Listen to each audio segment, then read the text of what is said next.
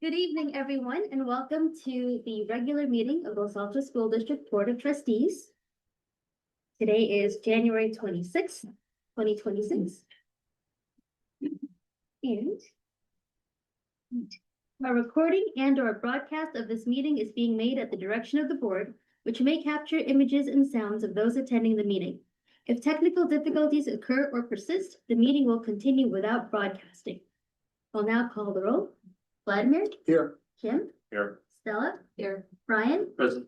And I, Shelley Sirkin, also here. So I understand we have someone who's going to lead us in the Pledge of Allegiance tonight.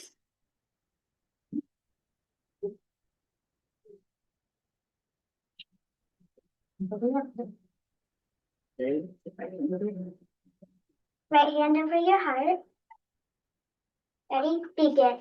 I pledge allegiance to the flag of the United States of America and to the republic for which it stands, one nation, under God, indivisible, liberty and justice for all. Thank you. Great job, wonderfully done. Would any board members like to provide comment on tonight's agenda? Okay. And then may I have a motion to approve the agenda as presented? So moved. Thank you, Vladimir. Do I have a second? I'll second. Thank you, Stella. Motion to approve tonight's agenda as presented was made by Vladimir, seconded by Stella. All in favor, please say aye. Aye. Any opposed? Any abstentions? Thank you. Motion passes unanimously. Closed session report. In closed session, the board directed staff to reject the tort claim against Los Altos School District. We've got a superintendent's update. All right, a few things for you. Last week, Mr. Drummond and I had the great pleasure of hosting the online version of our new family info night. We had more than 100 sign up to participate online, which was great. They had excellent questions, you know, people get into the kind of the nitty gritty, but it was really terrific.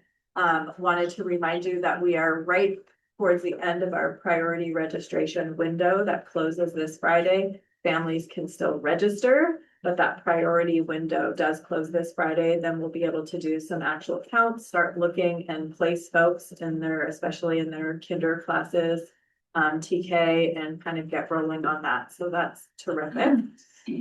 I wanted to thank a handful of Santa Rita families for meeting with our district team last Friday. It was really helpful for our team to get some clarity around what their concerns were, to hear their lived stories, the specifics. And with that in mind, we've been working with Principal Khaled, and we'll be sending out an invitation to a Santa Rita parent meeting for Wednesday, February 25th. We're working on childcare translation. We'll get that invitation out. Really excited to hear from more families and really understand their child's experience, understand what questions they have. We'll be gathering some data that's been requested by parents to be able to share that evening and have some stations to clarify and or inform folks about different areas where their questions have been arising from. So we're excited for that to happen on February 25th.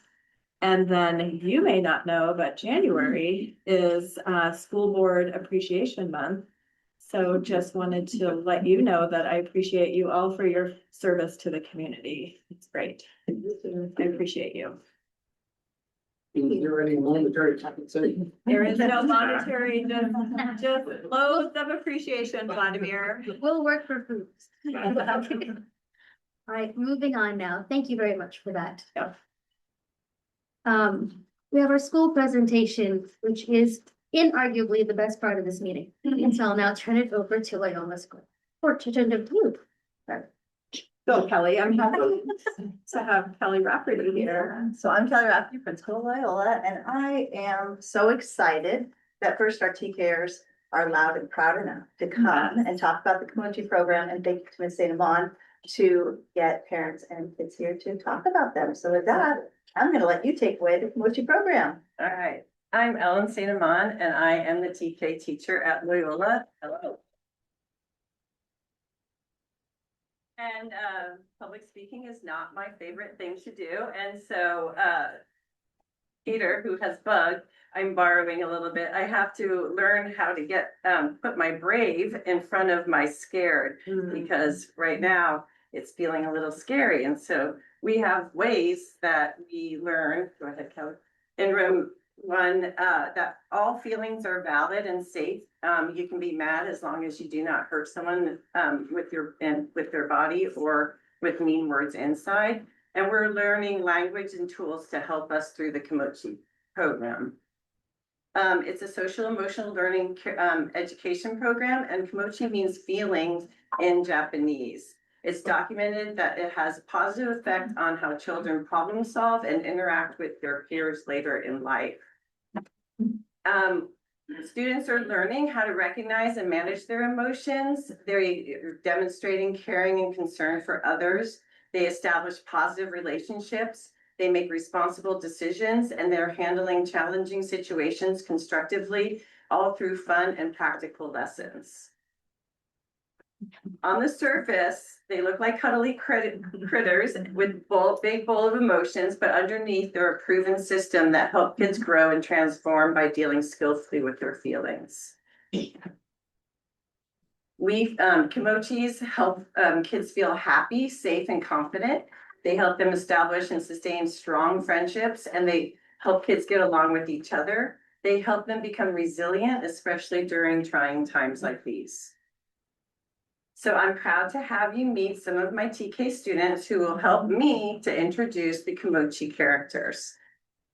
And Peter, I'm going to give you. So Sahana is choosing, Misha is saying that he'll pass on Lovey Dove, which is fine because he has someone else. But Sahana, would you like to stand up? Lovey Dove is kind, and Lovey Dove is brave, and she likes to take people under her wing, and she's kind and proud, and she's a mom, and she's kind, and she has a little kid, which is Turtle Dove, and Turtle Dove is kind. So, and Lovey Dove is the first character that we introduce, and we talk about how she is kind, and she is the mother, and she's very nurturing. And I don't know, Sahana was talking about her baby turtle dove who's adopted. And of course, she's a dove, which brings peace to the Kimochi family and to the friends. And our simple act of kindness is just saying hello. And so in the very beginning of school, we start the routine of friendly signals and different ways that we can do a friendly signal. So what's one way that we can do a friendly signal? Say hello. Hello. What's another way we can do a friendly signal? Can we just wait? Okay. Anyone else can think of another friendly signal? Sometimes you do some other things with Ms. Suman when we come in. Fist bump. Misha likes the fist bump. And hugs. Yes. Yeah. What were you gonna say, Amara? Hug. Yeah. So Lovey Dove is the one that helps us also later on with the communication to choose what? When we communicate, helping words. Amira, you want to stand up and introduce yourself and your character? So this is Amira. My name is Amira, and I'm introducing Cloud. When Cloud is mad, Cloud can rain on your parade. You want to know when Cloud is mad? So Cloud has lots of different feelings, just like a storm, right? So Cloud can feel happy.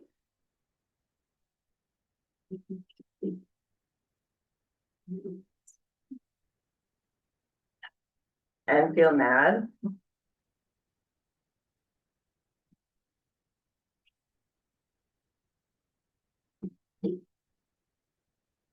And sometimes when Cloud gets mad and rains on people's parade, they can feel sad, right? And when we have those big emotions, Amira, how can we make them smaller? Smell the flowers. Well, they don't know. So we know that we can make that feeling smaller so that we can move on to try to do a redo and communicate those feelings. Thank you, Myra.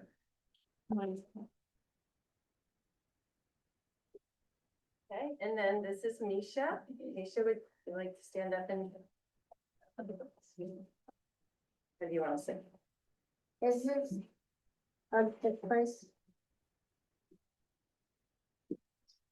This can get pretty, Belly. very silly. And so the body is kind of excited, and does octopus fans always like all that excitement? Yeah. So octopus needs to know that sometimes they're not ready for that, right? And so we can do our not now signal.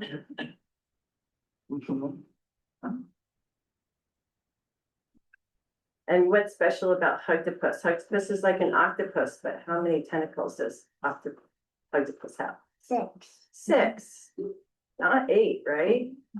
The octopus is pretty special, and so we celebrate those differences, don't we? Is there anything else you'd like to say about octopus?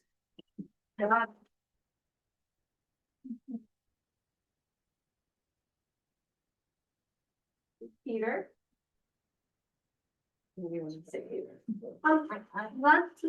Bug is sometimes shy, but he teaches us to be brave.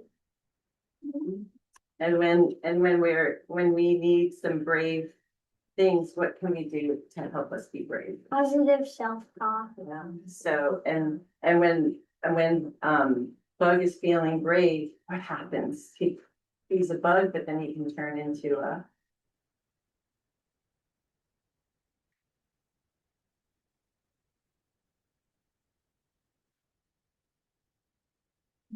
His wings come out and he's feeling brave. And in the book, he was afraid to fly, right? And so he had to put his brave on and fly. So he was successful. Anything else? Thank you.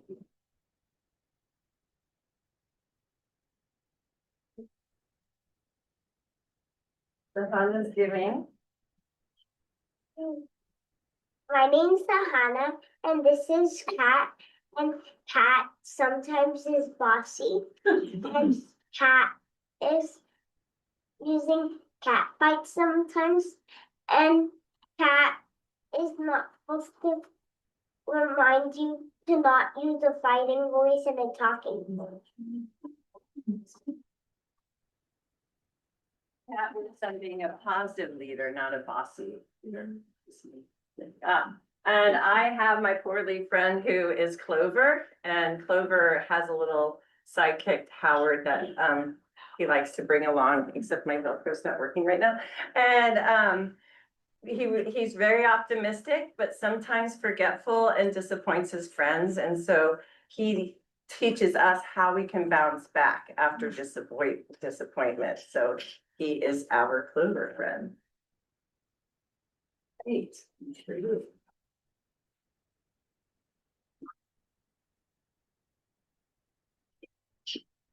I am Lulu, protecting Bella Wow. Bella Wow. And then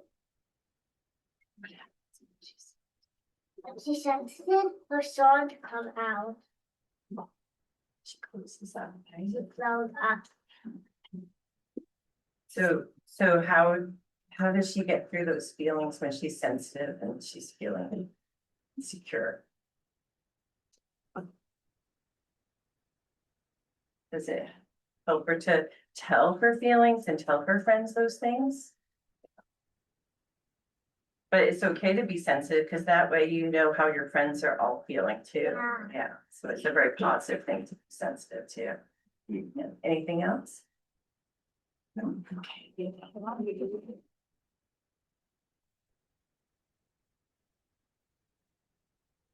So some of the examples of communication tools that we have been practicing also is that sometimes when you try it doesn't always happen in the first attempt. So please give me something back. That would be an example. The second time is say, hold out your hand and say, I asked you, please to give it back to me. And if that doesn't happen, then the third attempt says, do I need to get an adult to help? So these are things we're saying is that sometimes when you try, it's not going to work the first time, and sometimes you have to try again. And they've been doing an excellent job on their communication tools of knowing what the communications are. So the first tool is, you guys want to help me out, is getting someone's Attention. attention. And how is a good way of getting someone's attention? Using the talking, Using their name. Yeah, using their name, because sometimes you just go, hey, and they're not paying attention to you. But if I say Sahana, then I have eye contact and I can see that she's ready to talk. What's number two? Number 2, use a talking voice. Using a talking voice, that's why Pat's there, because Pat is learning how to use a talking voice, right? What's number 3? Myra, what's that Take a one? deep breath and blow a candle. Take a deep breath and then use a matching body and matching face. Yeah, so your body should be matching your face and how you're feeling. Okay, number 4. Think kind help and helping words. That's right. And then Peter, you have to be very brave on number 5, right? We have to be able to. You feel hurt, oh no. Yeah, so when we hurt someone's feelings, oftentimes we just go like this, right? So it's like taking that time and knowing, oh, I need to redo because we'll feel better and can move on. So those are our Kimochi keys. Oh, Amira, go ahead. You call Sahana. I think she tried to. I tried to get her. All right. So feelings can be messy, as we know. And we, the TK teachers have been using this program from the beginning of TK. And so when I came into it, I took the 2-day lesson, and we just at the last professional development, we had another refresher course, which was really nice because we had some of the new TK teachers who haven't had the training, and then some of us who have been doing this for a while. But she met us in the middle and just asked us what we needed to know. And I still learned so much. And it's just so exciting because the social emotional program is so important. And I think it's key to TK because it really does a foundation. But also, I just want to say that this is for TK and beyond. And I'm really excited that our kindergarten has taken on the training and has the kit now and using it too, because that's what the kids need. They need the practice, and it can go beyond TK and kindergarten. And we would love to see it again in more of the grade levels because, well, as you can see, they get attached to the characters, and it's an easy way of being able to talk about our feelings. So I have a couple of parents who would like to also talk about what they experienced, because it's definitely a parent and classroom connection.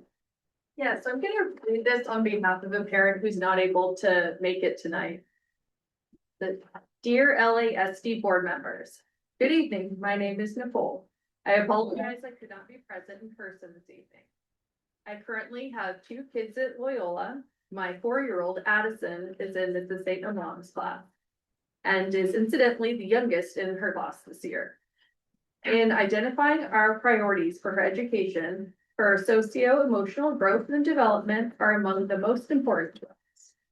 We have seen tremendous growth in her throughout the school year with the Kimochi program, led by Ms. St. Amon, that has provided her with invaluable skills and tools in helping her navigate and understand her feelings. We have seen this firsthand at home when she identifies what she refers to as her own Kimochi feelings and has proudly asserted herself as a helper, calling out feelings that she has identified in others and asking how she can help them feel better. As a mom and pediatrician, I'm very grateful that programs such as these exist for our young kids to help provide them with the foundation that they will continue to use and build upon. Thank you, Nicole Long.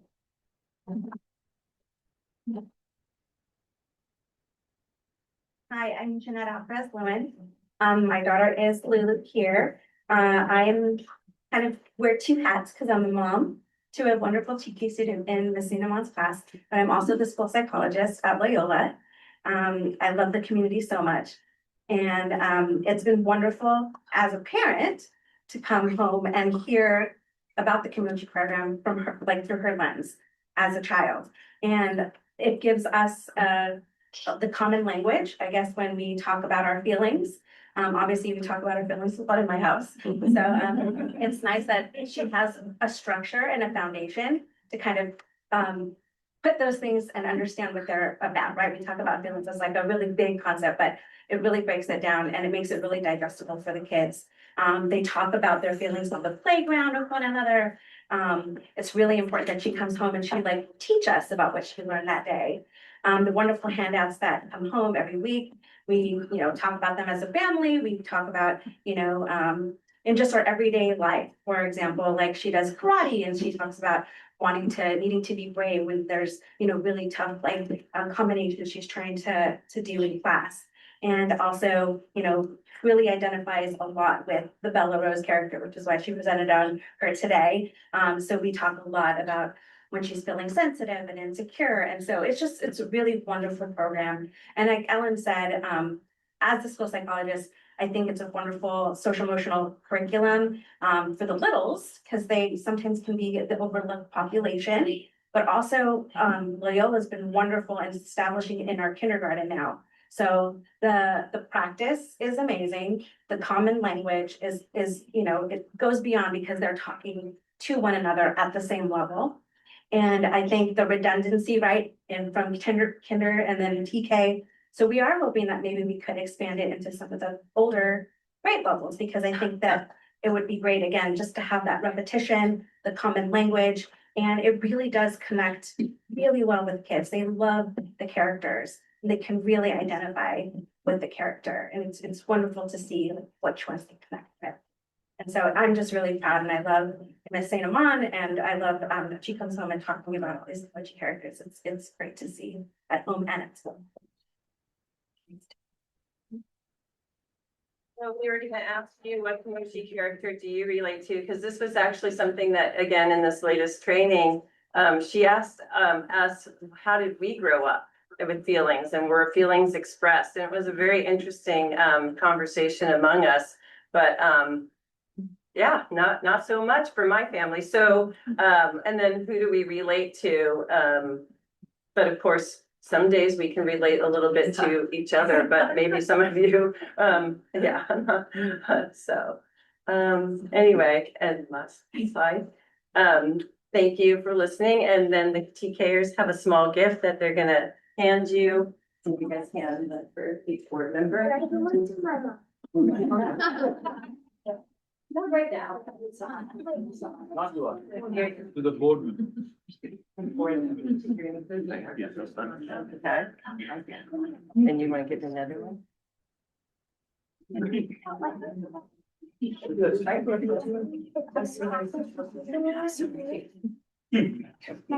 Did everybody right here? And yeah. We didn't get one. This is so lovely. No, I missed the garden. Well, go ahead, Marcy, Marcy. get one. I definitely know that I am lovey-dovey. I can tell you that on our playground this year, it's a lot easier to talk to the kids now that both kinder and TK are. So I appreciate you. Thank you, TKers. Thank you.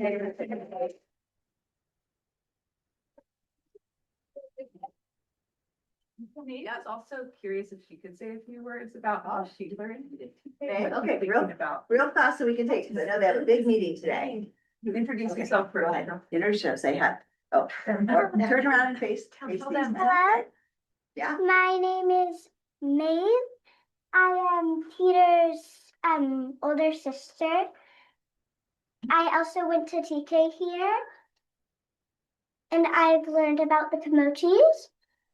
they help us with our feelings. They make it so that we're less scared and we are more happy and different stuff about our feelings. And they help it so that we can make our feelings and we can use our feelings and think about how we're feeling so we know how we're feeling and our body just doesn't react and make it go crazy. There you go. Okay. Guys, come up here. You stand right up here. Can they stand in front of you since they're in the middle? Yeah, you can.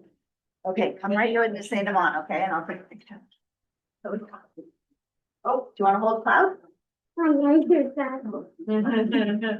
Wait, they forgot Levy though. Oh, yeah, Both. Yeah, where is that? okay. Yeah. Ready? 1, 2, 3.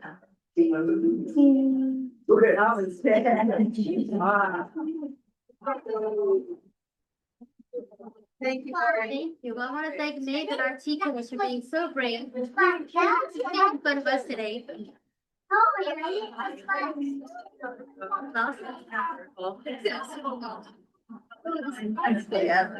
Thank you.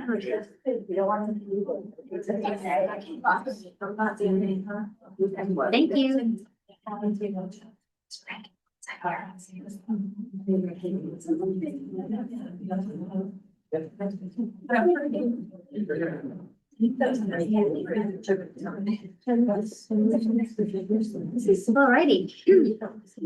will now move on to the consent calendar. Do board members have any questions on the consent calendar? Are there any requests for public comment on consent? There is not. Zero requests for public comment. Would any board member like to provide comment on the consent? Okay. In that case, may I have a motion to approve the consent calendar as presented? So moved. Thank you, Vladimir. May I have a second? I'll second. Thank you, Stella. Motion to approve tonight's consent calendar as presented was made by Vladimir, seconded by Stella. All in favor, please say aye. Aye. Any opposed? Any abstentions? Thank you. Motion passes unanimous. Employee request to address the board. For Los Altos Teachers Association, Julia Pressman.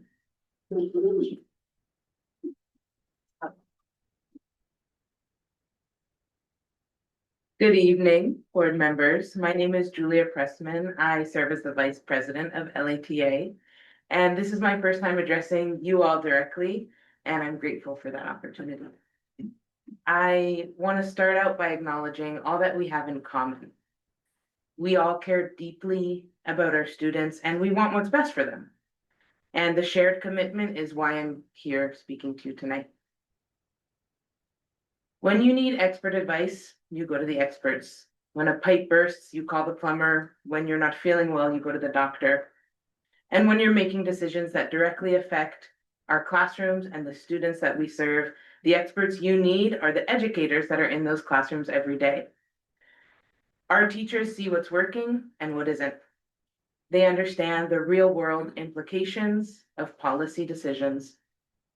They have insights that can help you make more informed choices that truly serve our students. That's why we've invited each one of you to the CTA-sponsored board member dinner on February 3rd. This is simply a social occasion, a chance to get to know one another as people, for you to learn more about how our organization works and to begin building a collaborative relationship. We're not looking for anything formal or adversarial. We just want to open the lines of communication because transparency and partnership benefit everyone, especially our students. I sincerely hope that you'll accept our invitation. Our students deserve to have all of us working together, and that starts with conversation. I sincerely, before I close, I just wanted to address another urgent matter. In light of recent ongoing events in other communities around the country, LATA also urges the board and district management to make another statement about how LASD community will be protected against the presence of immigration enforcement recruits. So thank you so much for your time and the service to our community. Thank you so much. Okay, from the California School Employees Association, Kim Fletcher. Oh, I just wanted to take a moment just to say that CSEA has appreciated our partnership very much and that we have collaborated very well. And we believe that going forward, it really is essential that we focus on the fact that we may have some differences, but moving forward, that we're moving forward in agreement about the best way to serve our students and that are listening to our community as a whole. Many of our members are both parents and community members who some of the choices that you guys choose also affect them and they feel part of it. And so that we just feel that as you're coming and making choices, particularly this evening, figuring out what is really the best for the district for everyone, that also benefits our members who really have had a wonderful relationship and really love working in this district and like the fact that we have a strong relationship all together, moving together towards the same outcomes. Thank you. Thank you, Kim. Right, to provide public comment on an agenda item, speaker cards are to be submitted to the superintendent. Speaker cards will not be accepted once public comment begins. Your name will be announced when it is your turn to speak. This time is reserved for members of the public and employees to address the board on items that are not on the agenda. Board is not permitted to discuss or take action on non-agenda items, except to instruct the superintendent to review the matter further, report back to the board at a subsequent meeting or place the matter on a future agenda. The board may make a brief comment or ask clarifying questions. And I understand that tonight we have Paula Contreras, who won for public comment. I can give 3 minutes, please. How long do I have? 3 minutes. Good evening. My name is Paula Contreras. I'm a parent at Santa Rita. And for the past 2 years, I've been representing our English learner families, and more specifically, our Latino families in our ELAC and DLAC meetings. As you may know, the district has been flagged by the federal government for 3 consecutive years for overrepresenting Latino students in special education. As a result, the district was mandated to create a remediation plan and dedicate 15% of federal special education funds to address the root causes of that overrepresentation. Santa Rita has the highest number of English learners, most of them Latino, and the highest number of low-income students. Where those 2 groups overlap is where our most vulnerable families are. Given these demographics, and the meaningful work our school community has been doing to give Latino families more voice and participation, work that the district proudly highlights on its social media, I would have believed we would be granted a seat at the table to discuss this plan. We were not. Only our SELPA representative was included, and she was explicitly told not to discuss this process with other parents. When she asked that at least the DLAC representatives were included, she was told that it was not relevant. That decision matters. This plan was rushed and approved without the voices of the families that it's supposed to serve. The inequalities impacting Latino students, including overrepresentation in special education and a persistent achievement gap, are not individual problems. They are complex, systemic issues, and they cannot be fixed behind closed doors. So my ask is simple. Listen to us, include us, stop worrying about gossip and PR, and start acknowledging that you need the help of the families most affected to solve this. Please don't waste another opportunity by defaulting to more training for the teachers. If any training is needed, perhaps it should be for the district administration on how to create transparent, inclusive, and fair processes worthy of the trust that you're asking from this community. Thank you. Thank you. Moving on to action and discussion items, living classroom update. If anyone would like to provide public comment on this item, please submit a speaker card. Yes, I'm so excited to bring forward our Living Classroom Program Coordinator, Carolyn Chan, to present this and highlight the great work that this program is doing. My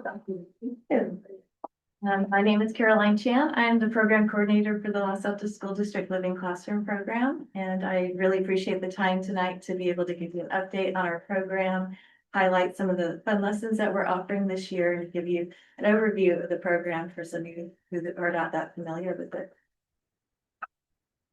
So what is Living Classroom? Living Classroom is a unique education program developed by the Los Altos School District. It is designed to enhance student learning by getting kids outside and also helps teachers meet their learning goals. The program was started by an amazing parent from Oak School named Vicki Moore. She's an environmental educator who wanted to connect kids with nature on a regular basis at their very own school. So she approached the district with the idea of creating school gardens as living laboratories where there would be curriculum for the kids to engage in those school gardens and learn through hands-on learning. So the district was happy to try out the program, and in 2008, they launched the program to grades K through 3, and it quickly expanded to all the other grade levels in the school district. It's now in its 18th year and is still growing strong. In fact, Vicki Moore has created a nonprofit living classroom program that was founded in 2013, and it has expanded the program to other schools and school districts in the area. So the mission of Living Classroom is to inspire children to learn and value our natural world through garden-based education. It has 3 main goals. The first is to build a lifelong love of science, math, and social studies through hands-on learning. We're really getting kids outside, connecting them with real-world activities, doing experiments, measuring plants, really having experiential lessons that are hands-on. A second goal is to grow the next generation of environmental stewards. Studies have shown that if you connect people with nature at an early age, they go on to tend to be more concerned about the environment and help to care for our planet. A third goal is to build healthy lives. We do this in 2 ways. One is to help kids develop a love of healthy eating and connecting them with sources of their food. They're growing their own food and then making it into salads and soups that they get to enjoy. And then, when they grow something and make it themselves, they have a tendency to really enjoy it more. Another way we build healthy lives is to get kids outside. Kids spend 50% less time outdoors than they did 20 years ago. And so that can have some pretty serious health consequences. So Living Classroom is getting kids outside where it's really good for mental health and reduces class time behavioral issues. We have amazing gardens. There's both edible gardens and California native plant gardens at each of the schools. And these living laboratories not only serve as a place for students to learn, but they help increase the local biodiversity of the area. The native gardens at each of the schools feature over 30 different California native plants that attract local wildlife. And they're great examples of how we can create habitat to enhance the local wildlife and help protect our planet. So how does the program work? Teachers will self-schedule their lessons with our online sign-up system. Each class receives between 1 to 3 lessons per season, fall, winter, and lessons are about 60 to 75 minutes in length. They're led by a trained docent as well as parents that are recruited by the teacher to come help with the lesson. They typically involve an introduction, dividing the kids into small groups to do hands-on stations, and then the wrap-up consists of a debriefing conversation about what was learned. And then there's a post-lesson survey that's sent out to the teachers that they can fill out to report back to us how the lesson went and how the docent did presenting it, as well as a lesson summary that can be shared with the parents so they know what happened in the lesson. Our lessons are all aligned with the next generation science standards, as well as the district's Twig Science program. They're also aligned with the Common Core standards, which get kids writing about their experiences. I love this quote from the Edible Schoolyard in Berkeley. Many kids aren't inspired by paper and pencil, but are inspired by paper and pencil when they're connected to the garden.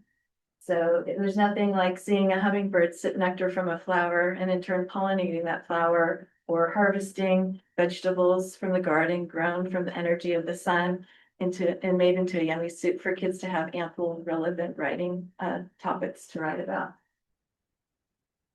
Our lessons also promote environmental literacy. And the California Department of Education has a blueprint for environmental literacy that sets out a set of action plans for school districts to really set environmental literacy as a essential part of a 21st century education. And living classroom is helping to meet that goal. So we offer seasonal lessons. There are 37 lessons we're offering this year, fall, winter, and spring. Right now, we're just starting off our winter lessons. And I thought I'd just go through and highlight just a little bit of a lesson or two from each grade level, just to give you a feel for our program. So in transitional kindergarten TK, we have our Life of a Seed lesson. It's one of 3 lessons that we launched last year for TK. The kids are planting seeds, they are sorting seeds, and they're creating wildflower seed vaults. They get the skill of learning that different types of seeds grow into different plants. They look different, they feel different. When they sort them, they're using 2 different types of tweezers, so they're developing their fine motor skills. And they're learning how to count with the 10 frames. And then they get to actually plant the seeds and see later on when we come back with the follow-up lesson, how they've grown and changed over time. In kindergarten, we have our garden greetings lesson. We start off with our garden promise, which teaches kids how to stay safe in the garden and keep things fun, stay on the paths, use their senses, be kind to plants and animals, follow instructions, and use garden tools safely. So they get a chance to try practicing using a rake and a shovel and a hoe. They are planting and they go on a little I spy to search and explore the garden using their senses. In first grade, we have our powerful plants and growing vegetables soup lessons. This is where they're planting vegetables in the fall, and then they harvest and make it into a yummy soup in the winter time. So they're learning all about photosynthesis and energy transfer and enjoying a nice warm bowl of soup during the winter. In second grade, we have our Seed to Pretzel lesson series. The kids are planting wheat in the fall, watching it grow all year long. They harvest, thresh, and grind it into flour in the springtime. And then our final lesson is where they take that flour and they make it into yummy pretzels to eat. In third grade, we have our life cycle of a tomato series. They create a life cycle craft. They are making salsa that they get to eat. And they also learn how to save seeds from heirloom tomatoes, which they get to plant in the springtime and then grow and take home their own heirloom tomato plant to continue the cycle going. In fourth grade, we have our California ethnobotany lesson, which highlights the importance of California native plants to the Ohlone and other indigenous peoples of California. The kids are also learning how to grind acorns into flour, and also the important skill of rope making, which they get a little bracelet there that they take home. This year, we brought back and revised a lesson called Eyewitness to Photosynthesis. This gets kids doing an experiment with an aquatic plant called hornwort. And so they look at how many oxygen bubbles is given off by the plant for 1 minute in the sun, in the shade first, then the sun, and then 1 minute in the sun with foil fashioned around it to reflect as much light onto it as possible. And then they record and interpret the results of that experiment. They also get a chance to play a fun photosynthesis game where they kinetically act out the photosynthesis process using Legos. In sixth grade, we have our Ancient Civilizations lesson series, where they're learning about the ancient civilizations of Mesopotamia, Egypt, ancient India, Greece, Rome, and China by playing fun game of Ancient Civilizations Jeopardy. They are also making hummus and planting an Egyptian garden in the fall. And then in the springtime, we harvest from the garden and make a multicultural salad. So now that you have a little feel for the program, who runs it? We've got 3 part-time LASD staff that run this program. Myself, the program coordinator. We also have Debbie Sicky, who's the program assistant. She prepares all of our teaching materials. And then Sandy Elephant is our garden manager, who oversees all the school gardens. But our program would not be possible without the amazing team of volunteers that we have to help us read our lessons and help with the gardens. So there are three main ways that volunteers work with our program. They can train to become a docent and teach our lessons. They can also sign up through their child's teacher to just help out with the lessons for their child's class. And this just involves arriving maybe 15 minutes early to get instruction from the lead docent to learn what to do. And then we also have folks that care for the garden. And then we have some rockstar volunteers that do all these different volunteer positions, which is amazing. For those that want to train to be a docent, we offer seasonal trainings on our lessons in the fall, winter, and spring. So today we just had the third of a series of 4 trainings on our winter lesson. Then next week we'll have our final lesson training on our winter lessons, and then springtime we'll do training on Mondays in March. They all run 9:30 to 12:30 in the iLearn, so anybody's welcome to join us at any time. Then we have volunteers that just help in the garden. They choose the school they want to help at. They decide which garden they want to get involved with. We have the edible gardens. We've got kindergarten edible gardens. We have the native gardens. They meet with our garden manager, learn what to do, and then set up a schedule. And the benefits of volunteering, well, first of all, the smiles on these kids' faces when you see how much fun they're having learning outside is just priceless. They become an instant part of a community of people who are working locally to care for our planet, but also to help nurture our future environmental stewards. They can learn how to garden, so you can come to us with no experience at all. And we've been known to grow a few green thumbs over the years. So it's a great way to learn how to garden, even if you don't know how.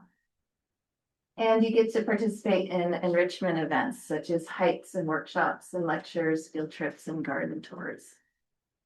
So just in summary, our impact for LASD this year is we're offering 37 engaging hands-on lessons, which equates to about 500 lessons district-wide, reaching about 2,500 TK through 6th grade students. We have 100% teacher participation in our program, which we've had for several years now. We have a high teacher satisfaction rate based on our lesson surveys, about 98% satisfaction rate on average, and great student feedback. And I love this quote: "You let us discover and learn. You teach us everything we need to know. In my opinion, you are very important to education." And my very favorite quote is when I walked into a 2nd grade classroom at Covington, and the student sat down after lunch, pounded his fist on the table and said, "Living classroom is my favorite subject." Yes. So how is this program funded? It's funded by the Los Altos Educational Foundation that helps to pay for our part-time staff. LASD, of course, has supported the program for many years and provides us with our office space, training space. The maintenance department helps us with our gardens at times. We ask the PTA for $6 per student annually to help pay for our supplies. The Living Classroom nonprofit collaborates with us on curriculum ideas and enrichment events for our volunteers. The teachers self-schedule the lessons and help to recruit parents to help out with them. Our volunteers lead the lessons, help take care of the gardens. We also have local businesses like Summer Winds that provide us with discounts for our programs, materials.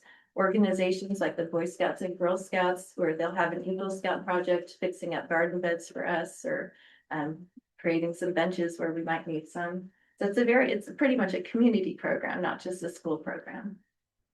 So thank you for everybody who supports this amazing and impactful program. And I'd love to open it up to any questions if you have any.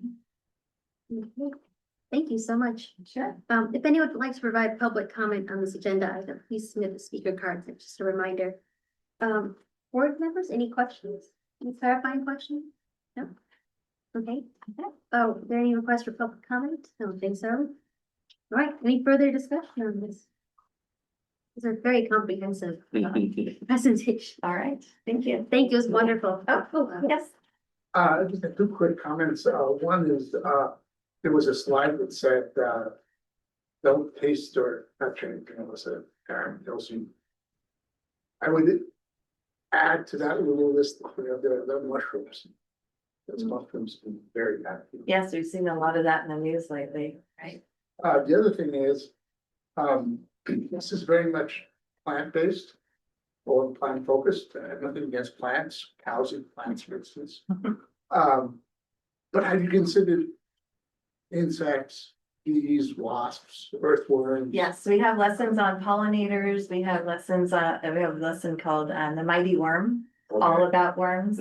Animal homes, we're researching for animal homes and evidence of animals, so. You mentioned hummingbirds, for instance. That's Yeah, good. yeah, we include animals too, so it's not just birds. I mean, animals. Thank you. Anything else? Thank you. Any questions? Yeah. Wait, I think Brian has. a- No. No, just Oh, the same. good. Well, thank you very much. Thank you so much for supporting the program. Absolutely. Right, Before Next you one. move on, before we move on, yeah. yeah, I had actually a comment on the community comment, which I didn't process in time. And if you're with your permission, I'd like to make a comment now. Can we do that? See the comment? You can make a brief comment. You can make a but no discussion interact with the speaker, please. Just wanted to say that the board is only allowed to make very brief comments about a particular topic that's raised, whether it's on whatever topic. And easiest way to continue that conversation is to send us email or ask for meetings or things like that. So our silence doesn't mean that we're not interested. That's all I'm saying. Thank you for pointing that out, Brian. Okay, we'll move on to the audited financial report. Eric? Sure. Tonight we have Michael Ash with Christie White Auditors, CPA, to review the financial audit presentation for fiscal year ending in 2025. We're very pleased with their services. They were done on time in early November. However, with the federal government shutdown, it delayed the federal supplement, which is part of our audit. We do a single audit with federal and state compliance documents in there.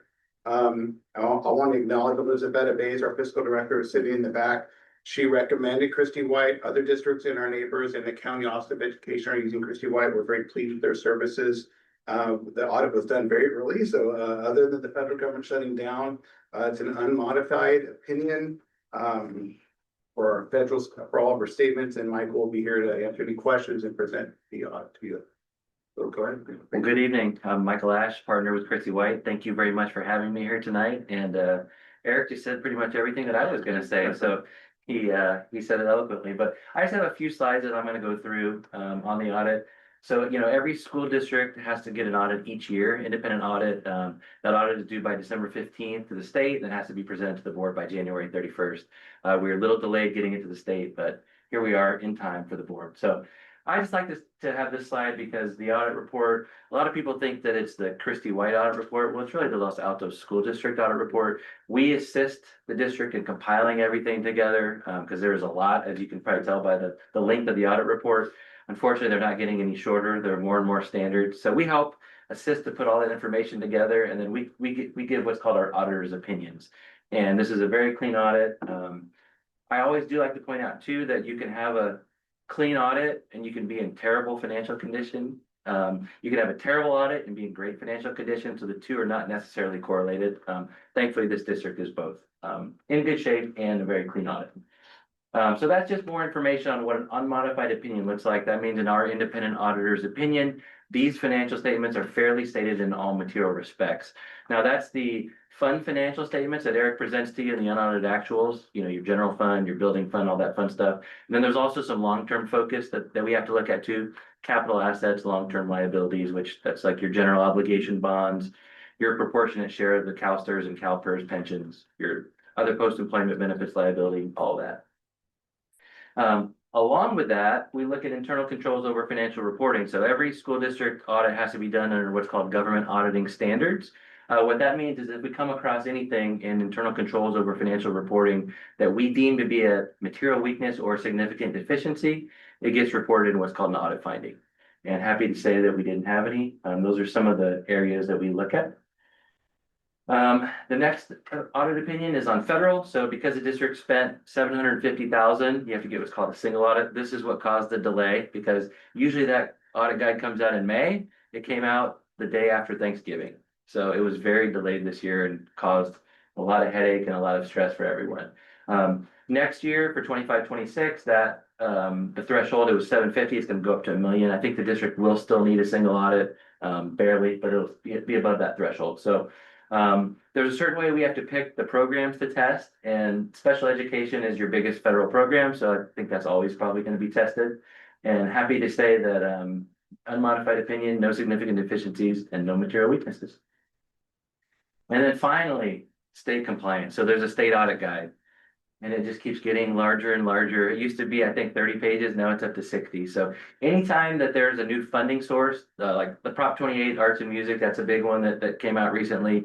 The ELOP also came out. Anytime there's a significant funding source, they're going to put procedures in the audit guide that they want us to look at. So that's just an example of some of the things that we look at, but your attendance, your instructional time, all the way to your school accountability report cards, your LCAP, so many procedures that we have to look at, and happy to say unmodified opinion and no significant deficiencies or material weaknesses. So that was really good. Yeah, fantastic results. What you don't see is all the work that goes into it, and the district was great at uploading everything, getting us everything that we need in a timely manner so we can get the audit done. So short and sweet, my presentation, but I am happy to answer any questions that you might have.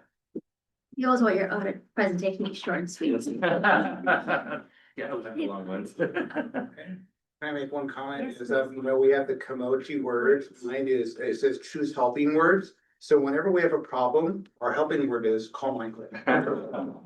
So many times, especially if we have new state funds or federal funds, we say, oh, where should we code this? And we do, the auditors are not just for the compliance and complete our audit, but they're also thought partners with us, and we ask them lots of questions throughout the year. And Michael and his team are always available for us, and we really appreciate that. There's always questions about where should we do things, put in certain new restricted funds, and we want to make sure we're in compliance. So we always bounce ideas off legal counsel and off the auditors. So they're a great resource. So thank you. You're welcome. Thank you. Thank you. Were there any requests for public comment? Okay. Are there any clarifying questions from the board? Public comment? Any further comment? Board members? No. Okay. In that case, this is an action item. So may I have a motion to approve the 2024-25 audited financial report? So moved. Thank you, Vladimir. Is there a second? I'll second. Thank you, Stella. Is there any further board discussion?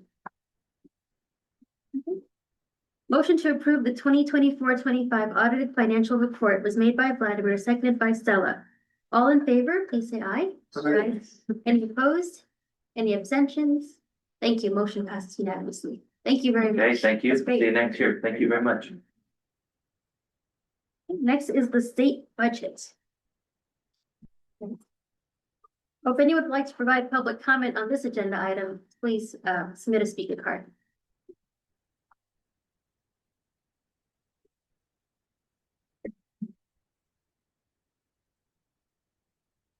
So tonight we're here to review the governor's proposal. This will be Gavin Newsom's last governor's proposal for the budget, which will be revised, called the May revise. So we'll know much more in May. And then the governor's January budget proposal for 26-27 is done now. And then there'll be a lot of haggling with the legislators between now and May. And then the state will hopefully adopt their budget by the middle of June. We're very fortunate. We get a lot of information from school services, from CASBO, from CSBA, from capital advisors, from EdSource. So the amount of information we get from all the different legislative bodies that are supporting education are out there, and it helps us get good information to our board and to the public. So we want to kind of highlight some of those. These are some of the highlights of the proposed budget for 26-27. The Prop 98 guarantee doesn't really apply to us because we're a community funded district, but there's going to be a little bit of a shortfall. And then there's been a lot of talk about the bubble, and the AI bubble is the state overestimating the amount of revenue that can be generated through AI. And so we'll see more about that as we go on. The COLA, which we do receive a small amount of COLA for some of our small funded programs, special ed, mandated state block grant, is 2.41%, and that will be revised at the May revise. Discretionary block grant, community schools doesn't really apply to our district. Special education, there's a lot of talk about funding more in special education, which would be increased funding across the state, but then also getting the COLA as well. So as we get closer to May, that'll be a number we're watching on, because as you know, special education is one of our largest expenses from our contribution from a general fund. And then some other adjustments is we do receive a little bit of learning recovery block grant from last year. It's a small amount of money, and we'll be putting that in our LCAP for next year. It's too late to adopt the LCAP to make any changes. There's a little bit of extra funding for ELA, some of these home to school transportation, which we receive a small amount for. And then we just applied, thank you to Elizabeth and Camilla. There's a kitchen infrastructure grant money.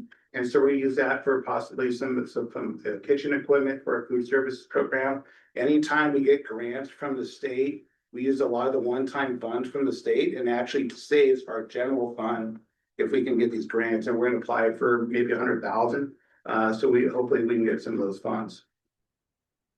For the local control funding formula, 2.41% for COLA, discretionary increase of about 2 billion statewide. There will be talk about deferrals. Last year they called it the maneuver. So it's gonna be very interesting to see how the state decides how they're gonna fund it.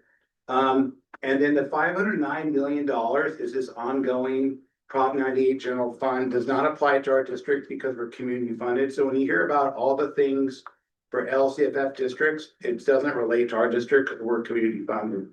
But the COLA does in certain programs we have. And then when the state passes lots of laws, we might not get extra funding for that, but we still have to be involved in the program or mandated to do some of the programming. Discretionary block grant, this is a new block grant. This year we have a professional development grant.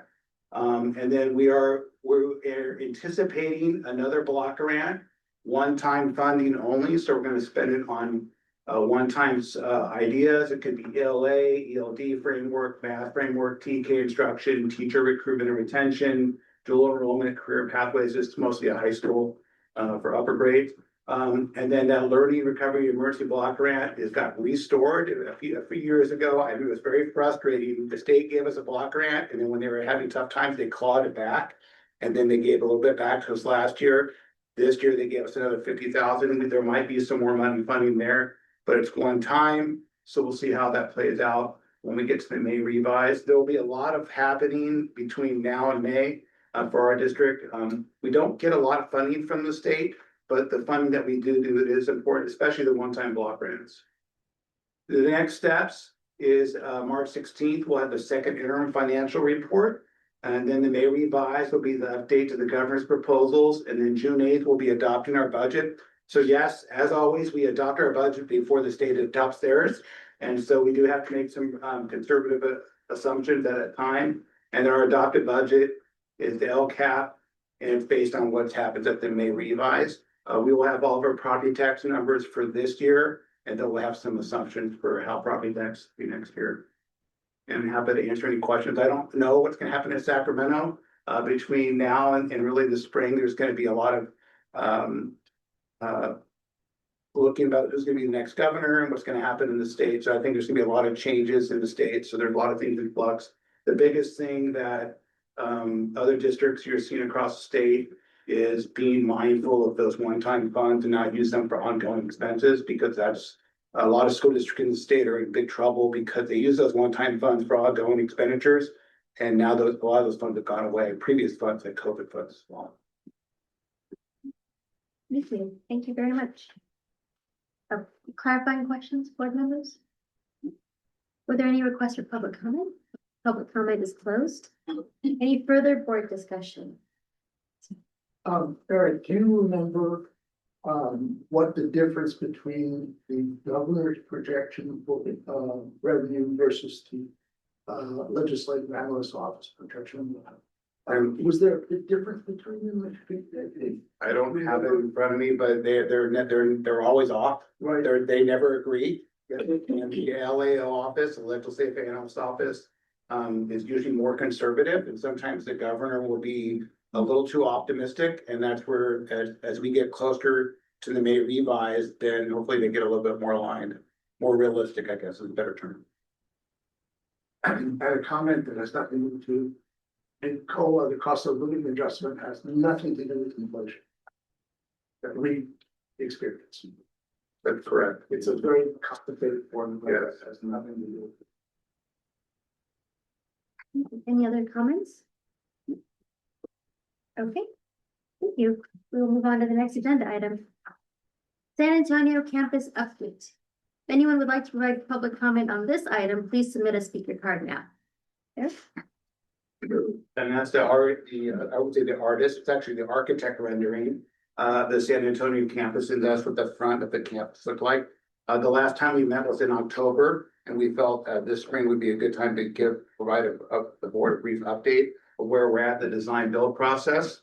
And I want to kind of talk a little bit about the history of the San Antonio campus, the current timeline, and then our first series of Measure EE bonds that will be, I have a meeting this Wednesday to talk to our financial advisors about when the first sale will be, and we're anticipating sometime in mid-May. So a quick summary and kind of the campus development and how it's evolved. The district purchased the San Antonio Center in 2019, all before COVID, which seems so long ago, right? The TDR program was a program to help generate revenue to help defray some of the cost of the site. That was also in 2019. And then COVID happened, and the district was very close to making decisions about what to do with the San Antonio campus, what direction to head into, and then COVID really stopped kind of us in our tracks because our main focus was to educate students. There was a remote learning. Our district was really fortunate to get kids back in school sooner than other places. And so we did a nice job getting back after COVID. And then in 2022, we started kind of getting the process started up again. We did a design build RFQ, a request for qualifications. We selected Block Construction and Quatraki Quack as the design build entity in 2024. We finished the CEQA process, was completed in June of 24. We updated the facility master plan. It was approved by the board in September of 24. That was a very busy year on the facility side. And then the board approved conceptual designs back last June of 2025. And then we also paid off the bond anticipation notes with the final Measure N authorization. At that time, because of our increased reserves and sound fiscal management, we had a credit rating upgraded. That saves the taxpayers a tremendous amount of money over the course of bonds. Is that by having a high credit rating, you get lower interest rates on borrowing. And so just like when you go borrow for your home or for an automobile, the district is borrowing for capital facility improvements out from lenders, and having that high credit rating saves our taxpayers. So that's very important to us. And we want to be in the highest credit rating we can with this AAA+. The district and the city of Mountain View, we did an amendment to the funding joint use agreement and the TDR extension last September. Then we brought the schematic design to you, and it was approved in October 2025. And then the board gave direction at that time, although it was charter school at the San Antonio campus. And then that's kind of where we've been since last October. And I want to highlight kind of the new things that have happened since that last meeting in October. We had the middle school and elementary school principal stakeholders on design. Some of the ideas that were thought about during the schematic design process, the board asked to get some more input from our principals and stakeholders, which we did. And a lot of it dealing with supervision on campus, what programs should go in what rooms, what is the best grade configuration, and so on. And those were all thought about. We had really good input from an elementary and a middle school principal, so we had different grade level concepts talked about. We also had reinvigorated the design process for the fields and gym with the city of Mountain View. We've had a couple of really good meetings with our partners there. And then we submitted, it's called Increment 1. And Increment 1 is the demolition and site utilities. And that was submitted to the Division of State Architect this last December, really about a month ago. And then we reviewed the interior finishes, which is like some of the color paint of the door hardware, of the, certain things in the classrooms, carpet, things like that, tile. So we reviewed some of the interior finishes to make sure it matches our current district standards. Because when we build a school site, this is a district site. We want it to be our standards, the type of carpet we like to have in our classrooms, the type of tile in bathrooms. Because one, are they easy to clean and maintain? Things that our maintenance staff and ground staff and custodial staff, they're gonna be the ones helping us maintain these facilities. So we want to make sure it matches the district standards. So that's kind of where we've been at since really last, we had a meeting just 2 weeks ago to talk about the finishes. With the architect team, we had a long meeting today, about 2 hours, to go over a lot of different design elements. And that's kind of where we've been. And then I want to highlight, this is kind of the most recent schematic design. This is the layout of the campus. You can see the 3 foliate buildings. I gotta make sure I get to the highlighter. And you can see the 3 buildings are right here. This is going to be the multi-purpose room and the gymnasium, and this is the fields in the city park. Today at the design meal, there's going to be an overhang portico right here where students will eat. But then we were talking about blinds and things on the windows. But we said if there's buildings in the way, there might not be so those are the type of things you talk about during the design. Well, we probably don't need big motorized shades because this building is kind of blocking the sun in the morning. Because remember, this is the east side. So the sun is going to be rising here. So at what time during the day is there going to be a lot of sun coming in here? And if the CMPR and the stage is at direct, so these are the type of little things that you think, oh, it's not that big. We don't know. It actually is. Where's the sun going to be at a certain time of the day? And so it was an interesting meeting today. We talked about HVAC, we talked about roofing material. So there's a lot of design elements that we've been kind of going over. And then every meeting, every Monday at 1 o'clock, we have our design meeting to go over some of these items. So it was a very good meeting today with our partners. This is the schedule. And right here, we're kind of right here early, really the third quarter is coming up soon. The first quarter is, fiscal year, but if you do calendar year, the first 3 months. But we're kind of right in here. We've submitted to DSA, and this is a schedule. It's kind of hard to see on the thing, but you can see it at your on the board handouts. But really, we're going to be right in here at design increment 2, which is going to be the prefabricated foliate buildings. That will be submitted to DSA. We're hoping it by mid-March, and that'll be a quick review process. And then we're hoping to start demolition by May, June. And then there'll be the building pads and the foundations will be installed by the end of the year. And it'll be a very quick process. And then the idea is that we would open in the fall of 2020. So that's our timeline for the San Antonio campus, and demolition and utilities. All that underground earthwork will happen starting probably by mid-June. We'll start having it get started. We'll be meeting with our financial advisors this week. This is the original financing plan that we started. It'll be 4 series of bonds. Despite having a $350 million bond, you cannot get all the money at once. You have to space it out over time. And that's because we have to remain under the $30 per 100,000 AV of assessed value for the taxpayers. And that's this 4 series. Because that was our original financing plan, so it's really stayed the same. In fall of 28, we're actually going to be starting our first series will be this year in 26. So there'll be 4 series of bond sales in 26, 28, 30, and 32. So in those 4 years in a row, every other year, we will have the rating agency meetings with Moody's and Standard & Poor's to get our bond rating. And then we'll do our first Series A in the spring, next spring of 26. Upcoming meetings in front of the Board of Trustees, we'll have a preliminary middle school model study. We asked ADAS architects to study middle school. Some of the suggestions was of middle school, what is needed to make sure the 6th graders can start at Egan and Block in the fall of 28 at the same time the San Antonio campus opens. Then and then where would we place the remaining charter school students? And then we're going to have the district-wide standards. We have our other architect, CEW, is working on finalizing those. We've had several meetings with custodial staff, maintenance staff, principals to talk about what standards that we should have included. And then our Measure E project list and timeline will happen in several meetings Probably won't happen in one or two, there'll probably be several meetings. That we're hoping to get that project list and timeline of the rest of the Measure E bond program finalized in the next several months, March, April, May, and could possibly go into June as well. So a lot of stuff going on in the San Antonio campus. It's been very busy. Among other things we're doing, it's really getting the district heading in the right direction. We're happy to answer any questions you have tonight. Exciting to see so much forward movement.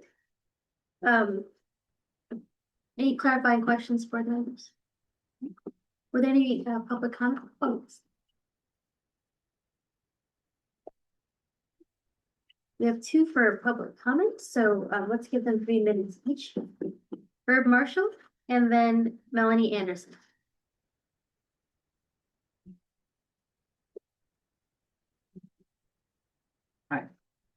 Herb Marshall, I'm a longtime resident and parent of 2 kids at LAHS, one at 7 at Santa Rita. This is my 11th year in LASD. We've got 3 more to go. Let's all acknowledge that there's not a clear and great solution for all parties with regard to this 10th site. But let's also acknowledge we have 10 schools on 9 sites, 20 plus years of dispute, resulting in a shared document that looks like a Jackson Pollock painting. It's not working, and despite BCS indicating they're happy staying at Egan and Block, their history of litigation tells a different story. So it's fairly clear we need an additional school site, and providing a charter school with their own facility while preserving our existing school communities seems like the least bad of poor options. So I just wanted to thank the board for continuing on that path and endeavor. I know that it's difficult and challenging, and often people aren't thanking you, that they're complaining about their position. So again, thank you. I think this is the right decision, and carry on. Thank you. Melanie Anderson. Hello, my name is Melanie Anderson. I'm a parent of 4 children, 1 at Gardner, 1 at Egan, and 2 at Los Altos High School. I'm here tonight because our neighborhood schools represent the heart of our community's stability. And I understand that the board is not in complete agreement about which schools should be relocated to the new campus. I am deeply concerned by the proposal to move any neighborhood school to the San Antonio, any of our neighborhood schools to the San Antonio campus.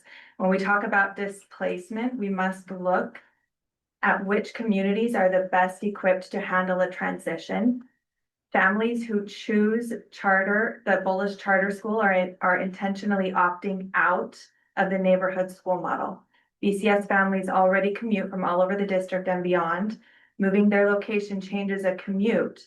Moving a neighborhood school changes a lifestyle for many of the families attending that school.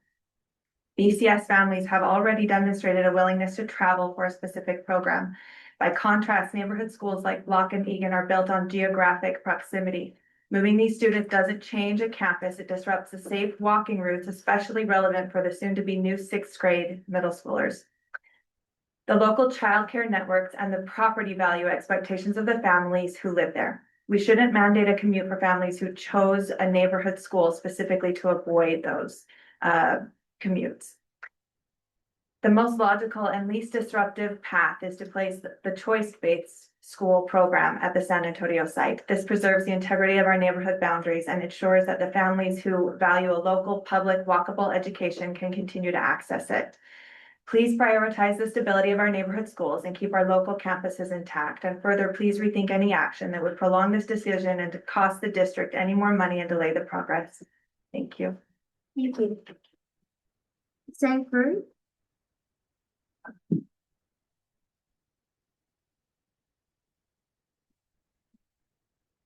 I thank you all for your service and letting me speak tonight. It's great to see the board moving forward with the San Antonio campus. We know there's no easy choice, otherwise this would have been solved 20 years ago, and it's taken this long because it's a difficult choice. I want to reiterate my comments back in October. My recommendation is that BCS be located between the San Antonio and Egan campuses for the following reasons.